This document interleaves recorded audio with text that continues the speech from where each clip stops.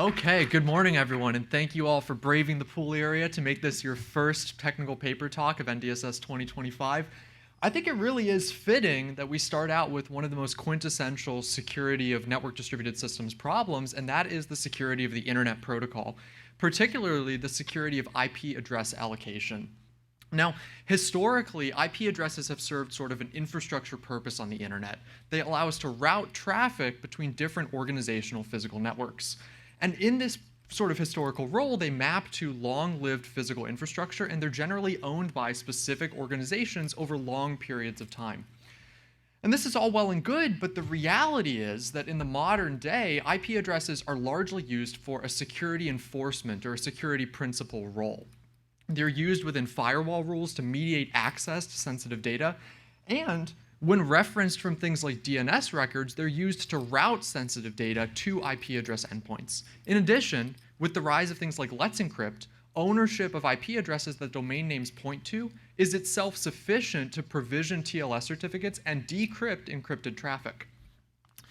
And all of these sort of lead to a new class of problems in the way that IP addresses are allocated and managed in the modern era, particularly public clouds. Public clouds allow a leasing sort of model where anyone is able to lease access to IP addresses for very short periods of time. And this elasticity also enables adversaries to allocate many unique IP addresses. Furthermore, benign tenants and adversarial tenants have temporal and spatial locality with each other. That means that if an IP address is released by a benign tenant, it can quickly then be allocated by a malicious tenant, and actions by malicious tenants on IP addresses can affect future tenants. And we'll see both of these play out in a variety of different vulnerabilities. This really comes down to what I'll call both retrospective and prospective threats. Retrospective is attackers exploiting previous tenants, and prospective threats are harms to future tenants because of adversarial behavior. In the first case, in this firewall case, IP addresses changing hands can allow adversaries to access sensitive data, an integrity problem. When DNS records point to IP addresses and aren't managed in lockstep with those IP addresses, so-called dangling DNS vulnerabilities, clients can send sensitive data to an adversary and also be unduly influenced by that adversary, confidentiality and integrity problems. In the prospective space, actions by adversaries on IP addresses, say things like sending spam emails, can harm the reputation of those addresses for future tenants, and attacks targeted at previous tenants can also affect future tenants. Now, this is a broad range of problems that's been discussed at length in the security community, but fundamentally, the primary sort of contributing factor to this is that adversaries can scan the IP address pool and allocate many, many unique IPs that are also used by benign tenants. And so what we really wanted to do was address this problem in particular. Now, at SMP 22, what we showed was that attackers can indeed scan actually the majority of IP addresses in the pool. They can obtain very high coverage and allocate millions of unique IP addresses on major public cloud providers. And this is really caused by the way that cloud providers allocate IPs today, and that is randomly. Effectively, any IP address that is available in the pool can be allocated to any tenant. This is a design choice that effectively gives no priority to the security of the allocation pool itself.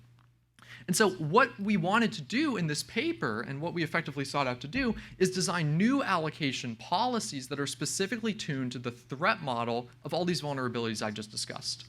We want to prevent adversaries from allocating many unique public cloud IP addresses, and then we also want to ensure that those IPs are physically separated from the IPs that tend to be given to benign tenants, effectively spatial separation and temporal separation.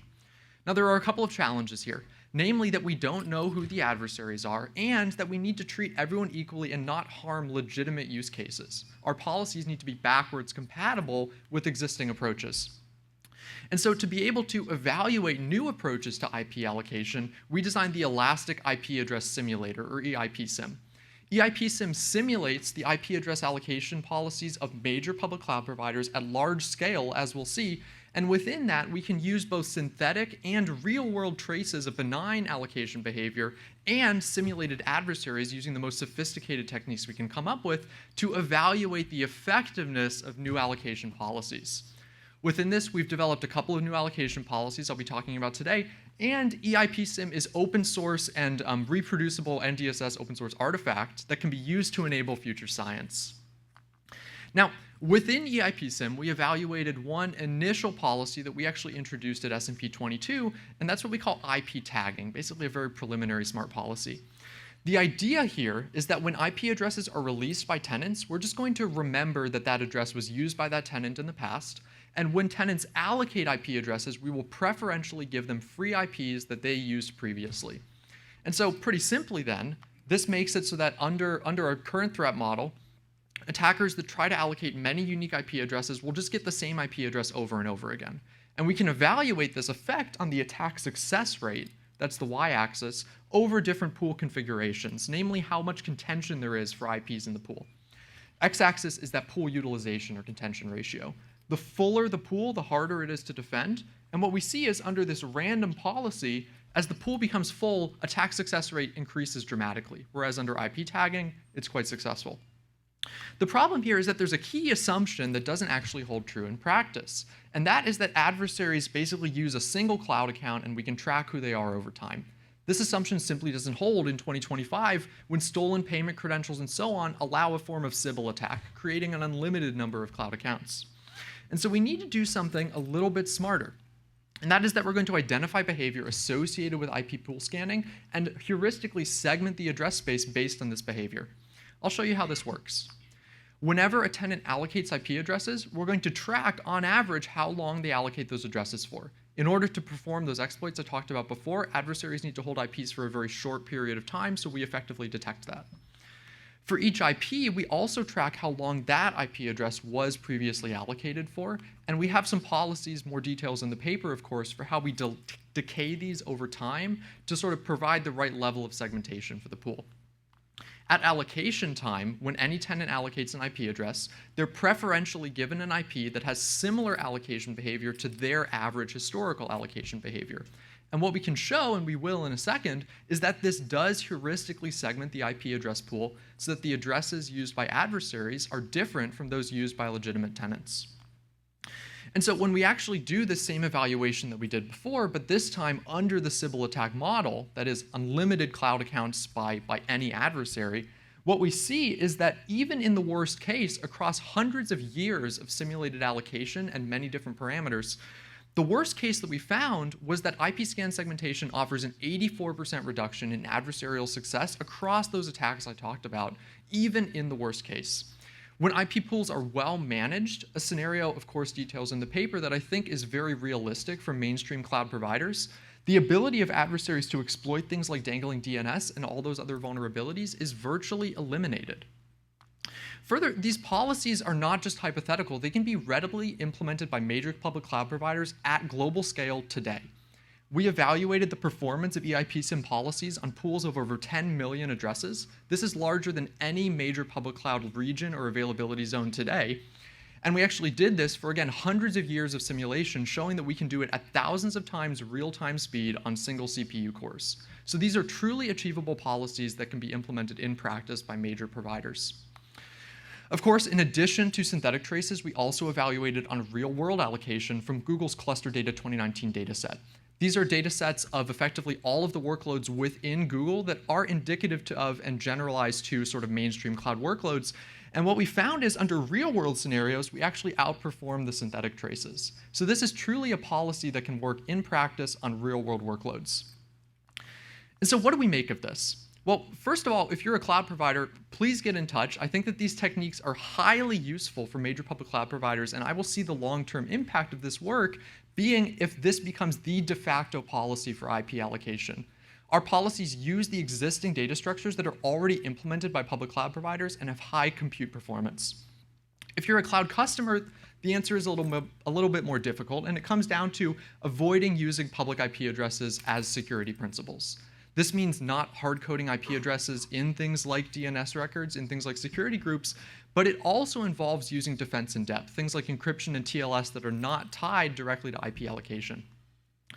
As security researchers, I think there's a little bit of a broader insight that I think we'll actually see play out in other talks today, which is that security modeling and data-driven security is able to sort of allow us to evaluate the security performance of systems as deployed. And this is really an example where by combining simulation with real-world data, we're able to improve the security of real-world systems in practice. And finally, if this seems like an interesting problem and your department is looking for people that do rigorous empirical data-driven security research, I am on the job market, so please do get in touch. And with that, thank you so much, and I'm happy to take questions. If you have questions, please come to the mic here. Hey, very cool. Alex, UC San Diego. Have you thought about a slightly simpler solution, which is just have a smaller pool for players you think that are just bad? Yeah, so the question then becomes, okay, how do you determine who the bad players are? You can do these sort of yes or no segmentation policies. The problem sort of then arises, like, how do you make that decision yes or no? The other sort of issue that arises then is, okay, if you start segmenting legitimate customers into that pool and you are giving them dramatically worse performance and IP reputation, there's going to be sort of harms to the availability of the platform for those. I do think that in terms of its explainability, that has sort of like nice properties, right? The key sort of threat model that led us not to pursuing that solution, though, is that we effectively wanted to not harm existing benign tenants, and so that's sort of what led us in this direction. But I think the two systems can sort of exist side by side. Thank you. Thanks.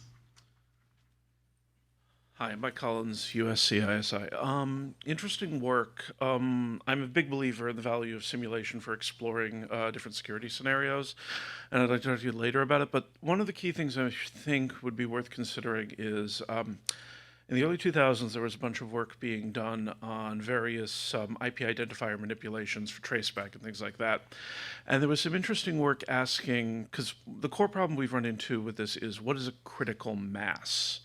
So you have a collection of bulletproof hosting providers that are going to happily continue to run scanners, malware, et cetera, period. And so the question becomes, how many of the legitimate providers do you need to get involved in this? This has always been a problem with, for example, source address filtering, things like that. And it would be interesting to see, can you adapt your simulations to answer that kind of question?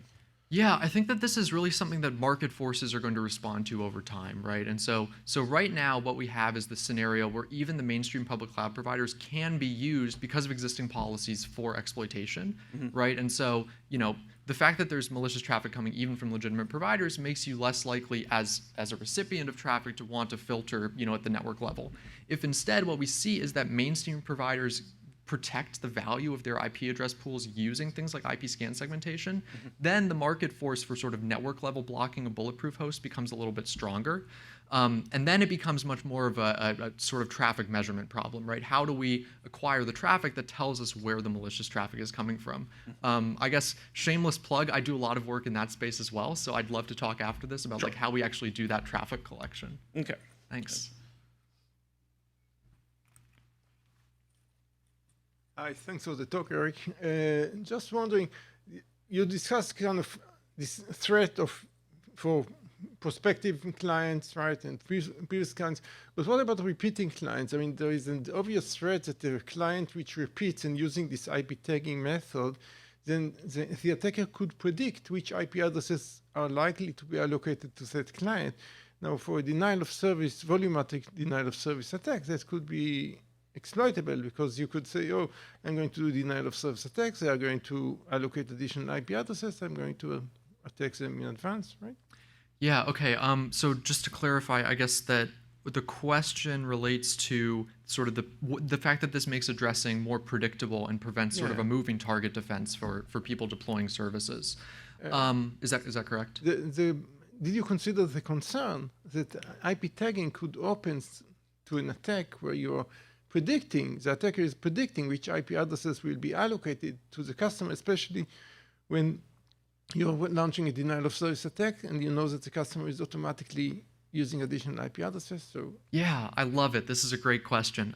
We have not, I'll say that we don't have a empirical evaluation of this. There are some properties of IP tag or of scan segmentation with more details in the paper, of course, that make this a little bit, if I'm just thinking through it, less likely. So even though I said that we sort of select IPs that have the most similar behavior, there is still a lot of random noise in that process, actually added for sort of computational tractability reasons, but that also make it so that, even though you're getting allocated sort of a class of IP addresses from the sort of understanding of the cloud provider, the specific address you get allocated still has quite a bit of So that will be randomness. your algorithm, right?